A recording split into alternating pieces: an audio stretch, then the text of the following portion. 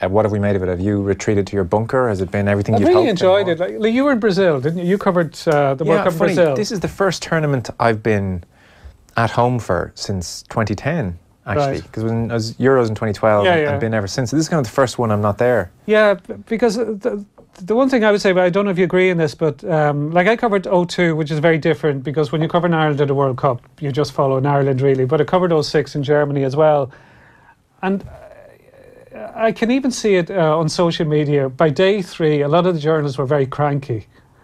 Like, because a lot of it is you're on trains or planes or waiting on trains, but you're going from A to B, and it's very hard to get an overview of the tournament. That to really enjoy a World Cup, you have to be at home watching TV. I agree. Like, people don't agree with that. Like, I'd love to go out for a couple of games, just experience what it's like in Russia, but covering it for the duration, it's a kind of a strange experience. You're part of it, but you feel excluded from it. Totally. I mean, you spend so much time travelling that you like in Brazil, you get flights everywhere, and you'd miss 2 group matches. And you'd get off the plane and the Wi-Fi in the airport would come on, and you've missed potentially Ronaldo's free kick and another huge moment that everyone's talking about. And then, oh, what a save! And it's a goal. England have scored. Harry Kane. Whew.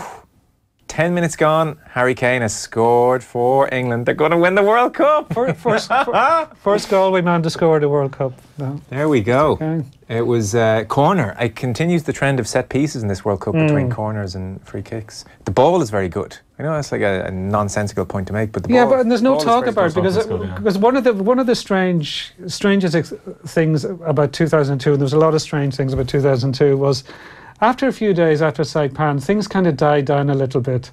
So it seemed everything had settled down. Like, it did start up again, but so there was about 3 days at Ireland press conferences when all the questions were about what do you think of the ball? Yeah. And that seemed to be a perennial thing at tournaments. Like, people were obsessed with the ball and going on about, oh, this one flies different and it doesn't fly true and blah, blah, blah. But nobody's been talking about this. No, this one, you see all the free kicks, it flies beautifully, but it's not stupid either from a keeper's point of view. I think they've got it spot on. So it was a corner, there was a really good header. Maguire's header, actually a pretty good save by the Tunisia goalkeeper, but he probably gets soft enough hand on it, comes back out to Harry Kane. But when you look at from what we've seen so far, how weak Tunisia look and what we saw Panama, Harry Kane is a shot at the golden boot. Could easily come away 5-6 goals from Tunisia are the best ranked African side as well. Like, the African side's been really disappointing in this tournament. Nigeria were poor. Morocco couldn't break down Iran either.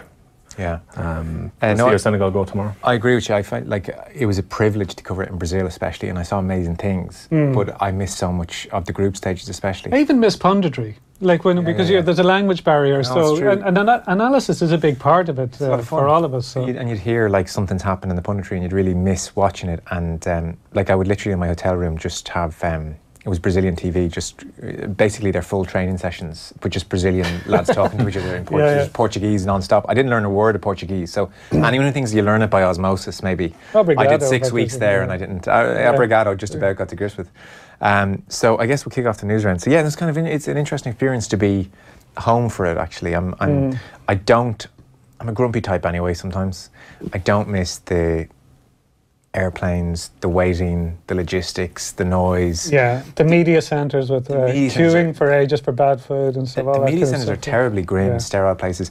And there's also, and I guess like lots of, barmen can relate, people who work in certain industries, like you're walking through this carnival of fun and people are with their friends. But you do know everyone at home now is saying, both of you guys were sent to work at the World Cup and paid it, and you're moaning about it. Not moaning, but actually it's human nature that I'm not absolutely like sickened that I'm watching on my couch either. Yeah. And when a match is over and I'm not having to trek, Yeah. But the collective noun for journalists or broadcasters is whinge anyway. No, sure. Look, it's absolutely. No, but I think it is a fair point. It's a very strange experience covering one. It's not particularly enjoyable. It's a great experience, but I wouldn't say it's enjoyable all the time. It's not. Honestly, it's not. People think, oh God, it's amazing. It's amazing when you're at the games, but actually, that's a highlight. Being in the ground is brilliant. Amazing. Yeah. But still covering Ireland abroad. Everything around it is a pain, other than the game. I find. I found Brazil quite lonely. 6 weeks of, because you don't make your itinerary with